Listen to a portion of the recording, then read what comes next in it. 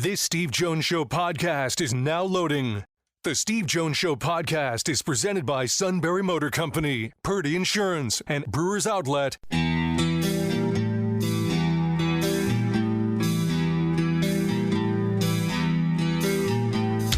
Bringing you an in-depth look at Penn State sports and more. This is the Steve Jones Show on News Radio 1070 WKOK. The Steve Jones Show is presented by Sunbury Motor Company, Purdy Insurance, and Brewers Outlet. Now from the Sunbury Motor Studio, here's Steve Jones.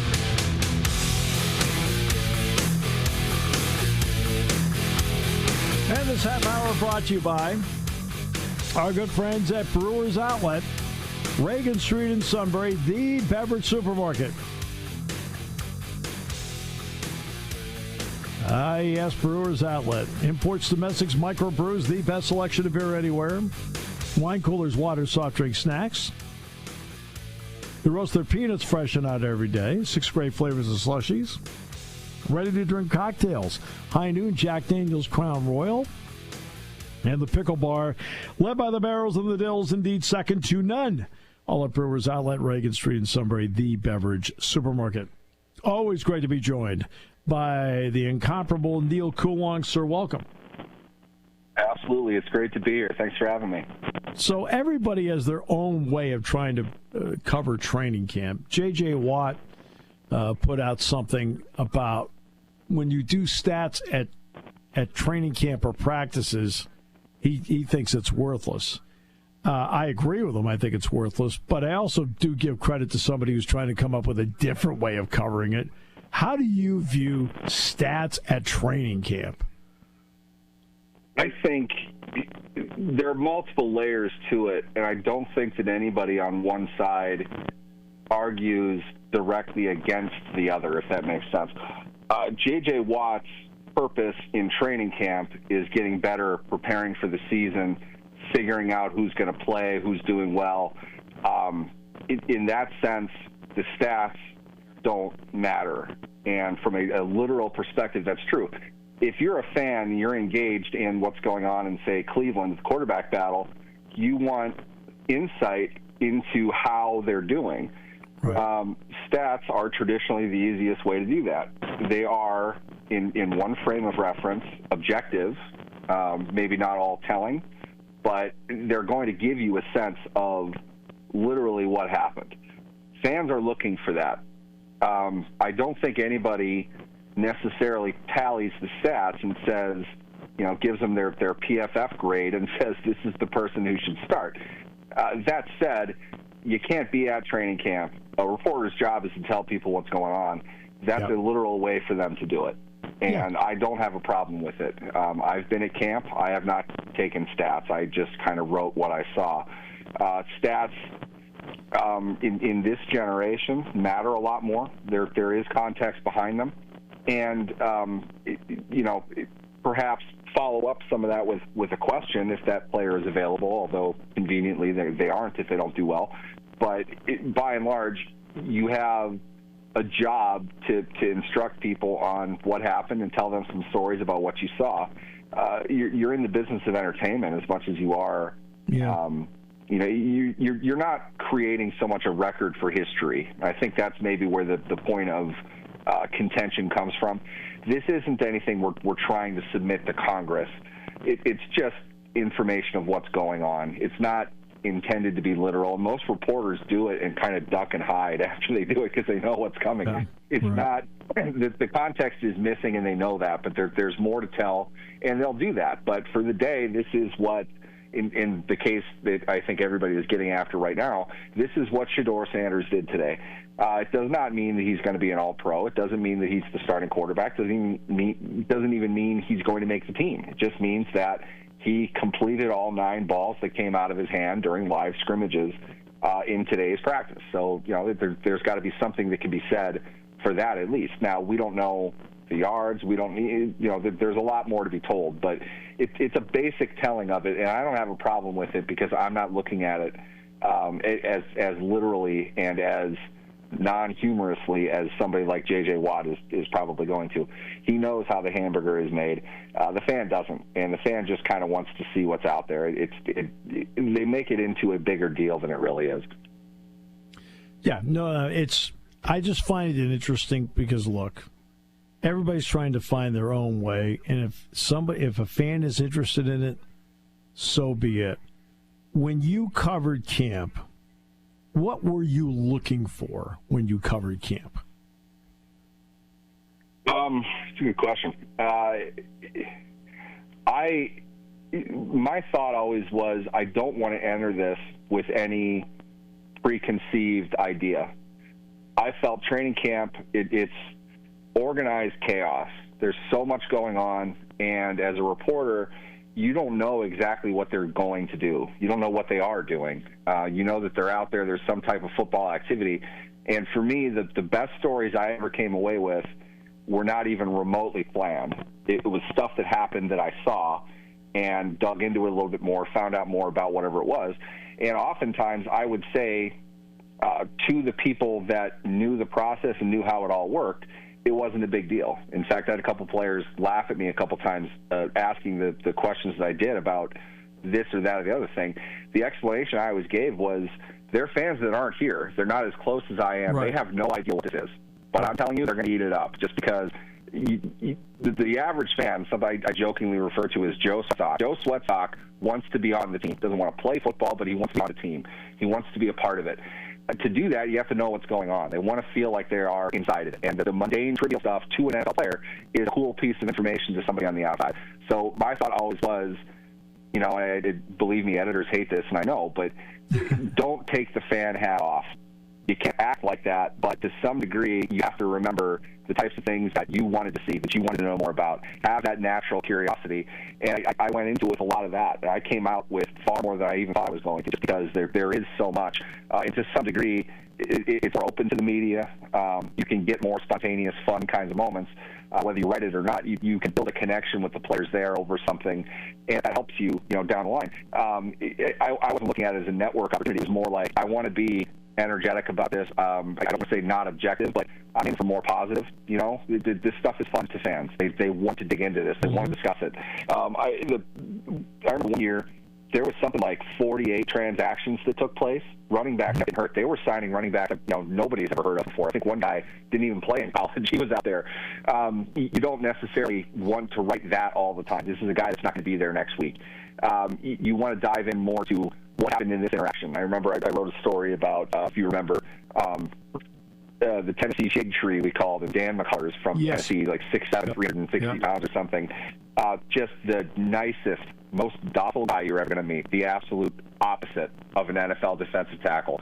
And John Mitchell, the Steelers' legendary defensive line coach, was doing everything he possibly could to fire Big Dan up. And at one point, he smacked him across the helmet and yelling at him about what he didn't do on play. The next rep, he was going up against an undrafted free agent center who was undrafted. You can imagine guys like my size against McCullers. And McCullers blew this guy 15 yards off ball and landed on him after the play, and they're kind of tussling. And immediately, it's almost like Dan apologized for doing it. It was he kind of flashed for a moment. But it's little things like that. It's not meant to humiliate McCullers or anything like that. It was just more like, what happened? What was he saying to you? And coach is just trying to motivate me. He's like, yeah, he kind of took it out on that poor guy. I was like, well, I'm supposed to stay low and do my job.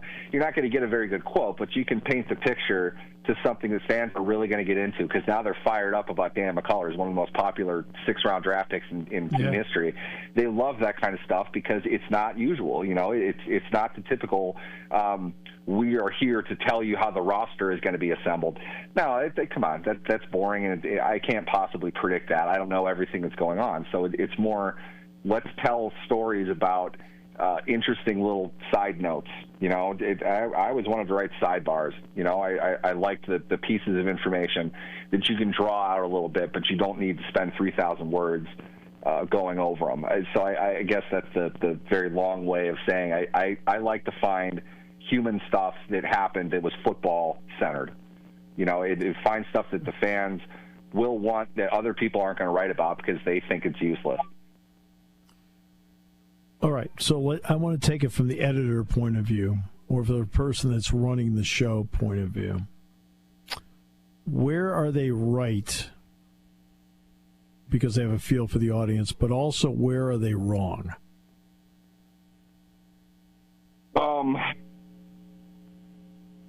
It's a very interesting time to ask that question.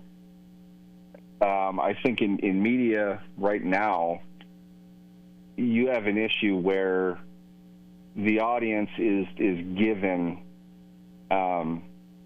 what those producing the information want them to have. That's kind of the way that it's always been. Nowadays, though, the layer of Google, essentially, that is a much stronger and much more controlling force behind the information that's getting out there. And I don't mean this to sound like this is, deep state stuff. I just mean there's a lot of content that people don't see because it doesn't meet whatever it is that Google says it has to be in order to get promoted. We don't have enough time in the show to go into the details of the algorithm, at least what we know of it. Right. They're not exactly transparent with it. So it becomes a guessing game in a lot of ways. There's skilled expertise behind it, but by and large, if your average beat reporter were to go to camp, they could write 10 stories that nobody ever sees, simply because this didn't meet Google's definition of experience. A credible source. This guy isn't necessarily credible. He's credible enough to have gotten a credential from the Steelers, and he's at camp going over all this. They may not see that. So your editor is looking back at that and saying, well, this didn't work, this didn't work, this didn't work. Let's dip into what the blogs are doing and, try to capitalize and get more audience to a point where what we have is kind of one gigantic hodgepodge of the same type of content because to some degree, this passed the test at one point.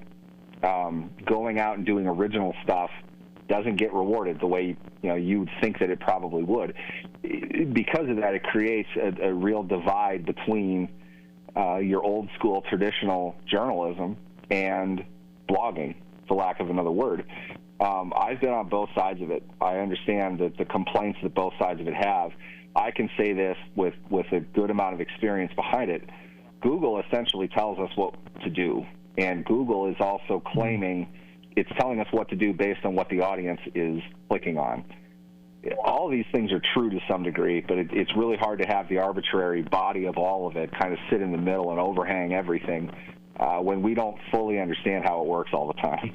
Right. So because of that, you have a lot of outstanding writers that their content doesn't reach very far because Google isn't promoting it the way it's promoting 5 predictions of what the Steelers will do with Aaron Rodgers in 2026. People click on that because they're bored, and I'm not necessarily against that kind of content. It's just there are only so many spots that are there, and it does seem like original reporting journalism gets pushed down perhaps a little bit more than it should, unless it's shocking, controversial. It's got a tinge of hot take to it. Reporting what happened seems to be something Google feels is only done on social media nowadays. And while that's partially true, an expert's voice telling you what's going on, done in a way that's more modern. They shouldn't hide behind it. They shouldn't try to be completely objective. They really should just kind of tell it from their perspective. That gets buried probably more often than it should.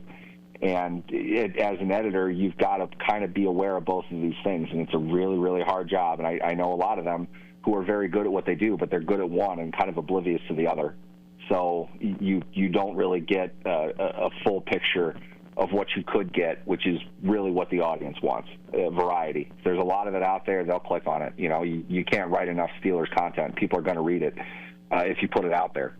You just have to find the right way to do that that's authoritative and original, along with I don't know what the right word is, sensational, but you've got to put a little heat into your headline to get people wanting to read it, and then they will. So it's the combination of a lot of things that you have to do, and it's a really hard thing to master overall. You would think that a former athlete that's gone through it could give great perspective on what it's like to go through a camp, go through a week, go through a game. but not many have the ability to communicate it well. Obviously, I work with the best. He communicates it beautifully. For you, who are some of the better communicators? I'm not going to say the worst. I don't want to go down that road, but some of the better communicators that allow you to get an insight into camp because now they're in an analyst position. You know, I really liked, and I covered him when he was there, was Arthur Moats. Yeah. I even jokingly told him after like a 5-minute conversation with him, I'm like, you're going to be working next to me whenever your career ends. And I'm not hoping for it to end, but you, from the get-go, this is a media guy. Ramon Foster might have been the best. I say I'm not at all surprised. He's a radio host now. It's not, you know this, I know this, and I'm sure there are plenty of others that do, but by and large, Joe Sweatsock does not know fully what goes into preparation and execution in the game of football. Right. They're looking to kind of skim off of the surface. When you get others, I won't name them, but there's one in particular that, in the conversations I had with him, and it was never negative, it was just kind of, humorous back and forth. He never understood the fan perspective. He never got that. He was always, and what I mean by that is he would ask the question, why does anybody care about that? A lot.